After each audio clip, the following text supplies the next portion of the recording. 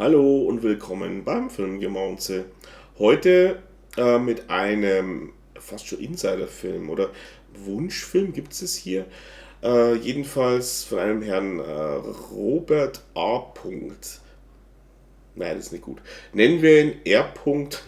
Ne, wir sind hier bei den Simpsons. Derjenige weiß, wer gemeint ist. Grüße gehen raus. Wir sind immer noch bei Nebraska aus dem Jahr 1965, eine Western-Komödie mit einer Spielzeit von 85 Minuten. Wir haben hier zwei Cowboys, Ben Jones und Howdy Lewis, wobei Howdy nicht wirklich Howdy eigentlich heißt, sondern eigentlich Marion und sich umbenannt hat, weil ein echter Cowboy mit dem Namen Marion nicht ernst genommen wird. Das ist eine nette Hommage an einen anderen großen Cowboy, nämlich Marion Robert Morrison, der sich bekanntlich ja auch umbenannt hat in John Wayne. Nun, die beiden Cowboys jedenfalls, die tingeln durchs Land und angeln sich von Job zu Job und sind eigentlich trotzdem immer notorisch pleite.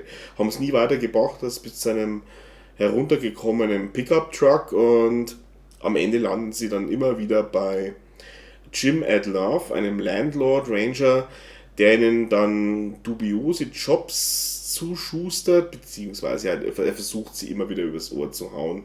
Und da gibt es ein nettes Zitat auch im Film von Ben, als er meint, mir kommt der Gedanke, dass wir nicht die klügsten Cowboys sind, die je gelebt haben.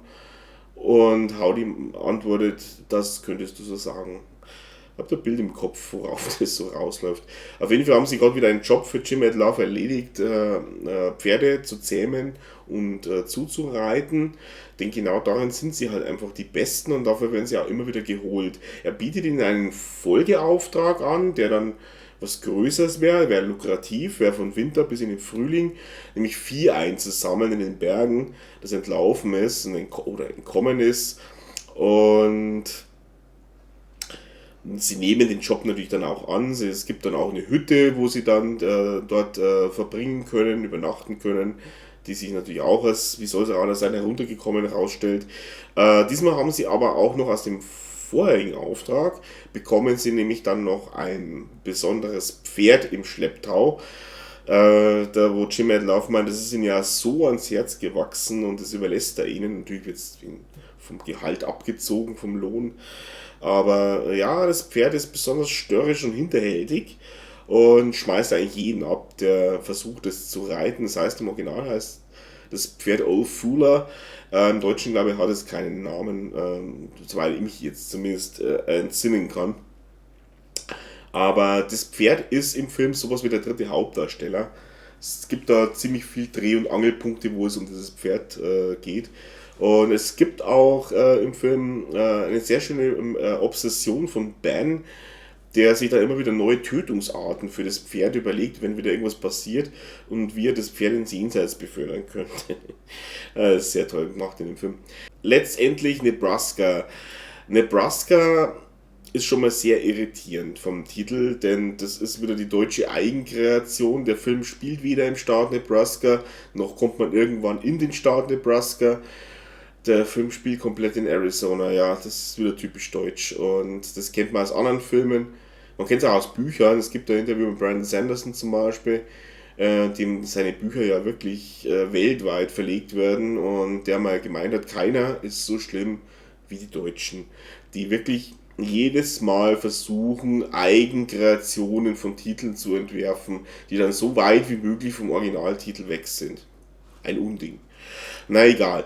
Der Film wurde gedreht unter anderem in Sedona, Arizona und im Coconino National Forest. Und Regisseur Burt Kennedy, den man kennen könnte aus Die Gewaltigen oder auch ein Sheriff braucht mal Hilfe, verfilmte hier ein Buch von Max Evans. Der Film wurde veröffentlicht, produziert von MGM, die den Film in einem Double Feature in den Staaten ins Kino brachten, denn irgendwie wussten sie nicht so recht, was sie mit dem Film anfangen sollten, beziehungsweise wo sie ihn hinstecken sollten. Und dann wurde er halt veröffentlicht in der schlechteren, hinteren Position mit einem College Musical, Get Yourself a College Girl, unter anderem mit Nancy Sinatra, ein Film, an dem sich heute kein Mensch mehr erinnern kann und zumindest aber Nebraska, der ist nämlich ein Sleeperhit geworden. Er hat eine Folgeserie nach sich gezogen, immerhin, wenn auch nur eine kurze Serie. Aber immerhin, der Film hat in gewissen Insiderkreisen seine Fans gefunden. Die Musik des Films von Jeff Alexander ist ein bisschen irritierend. Ja gut, der Film ist aus 1965, deswegen muss man halt da, damit leben, dass der Film sehr starke 60-Vibes hat in der Musik. Mal selber hören, wenn er da den Film anschaut. Dafür haben wir sehr prächtige Landschaftsaufnahmen von Paul Vogel, unter anderem den Coconino National Forest. Das Ganze ist in anamorphen Widescreen in Metrocolor gedreht. Und das ist zwar niemals in der gleichen Dimension wie bei einem John Ford, die Farben sind etwas runtergedreht und man hat jetzt auch nicht diesen majestätischen Bildausschnitt, aber es ist trotzdem wirklich schön anzuschauen in einigen Szenen. Und der Film hat aber ein bisschen so das Ansicht, dass er fühlt sich irgendwie an wie ein Road-Movie, aber irgendwie kommt man ja eigentlich nirgends in dem Film so richtig hin. Also es ist auch ein bisschen Thema irritierend, würde ich jetzt mal sagen. Das ist schon das dritte Mal jetzt, dass mir irgendwas irritierend ist. Und der Film, es liegt aber daran, dass im Film eigentlich nicht wirklich viel geschieht.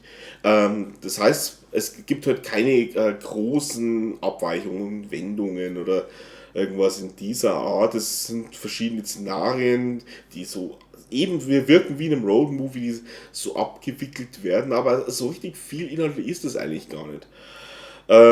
Hauptsächlich ist der Film eigentlich ein Buddy-Movie und das verdanken wir den beiden Hauptdarstellern, nämlich Glenn Ford und Henry Fonda, zu dem Zeitpunkt zwei erfahrene Schauspieler, die ja quasi die Kunst des Schauspielerns schon mit der Muttermilch aufgesaugt haben und hier wirklich jeden Brocken Dialog, der ihnen hingeworfen wird, wirklich mit Leichtigkeit meistern können und ihr Geplänkel ist einfach und amüsant und sie können wirklich noch so jedes hohle Geschwätz in dem Film wirklich rein allein mit ihrer Persönlichkeit stemmen.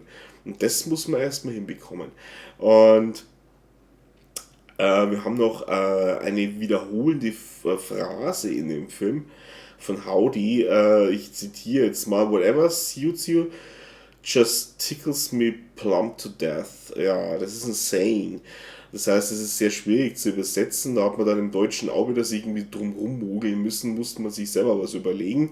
Und im Deutschen wurde es dann übersetzt mit: Was sollte ich dagegen haben? Mir fällt ja doch nichts Besseres ein. Und hier an der Stelle, wie man so mal als kleine Aufgabe mitgeben, zählt mal mit, wie oft Howdy das als Antwort auf im Prinzip jeden Satz, der mir geschmissen wird, bringt. Das ist so ähnlich wie in Fluch der Karibik mit Johnny Depp. Da könnt ihr auch mal mitzählen, wie oft in dem Film klar so weit kommt. Sonst habt ihr aber ein bisschen was zu tun. Ne? Jedenfalls haben wir noch ein bisschen Cast hier aufzuführen. Es gibt noch die Farmers-Tochter Mary, gespielt von Sue Ann Langton. Wir haben ihre Schwester, die gespielt wird von Hope Holiday. Wir haben Jim Adlove, diesen dubiosen Vermittler von Jobs, gespielt von Jill Wills. Edgar Buchanan spielt Vince Moore und, kleines Suchspiel auch noch für euch, Peter Fonda ist in dem Film auch mit drin. In einer Straßenszene wäre er unter den Zuschauern zu finden. Ich habe ihn nicht gesehen.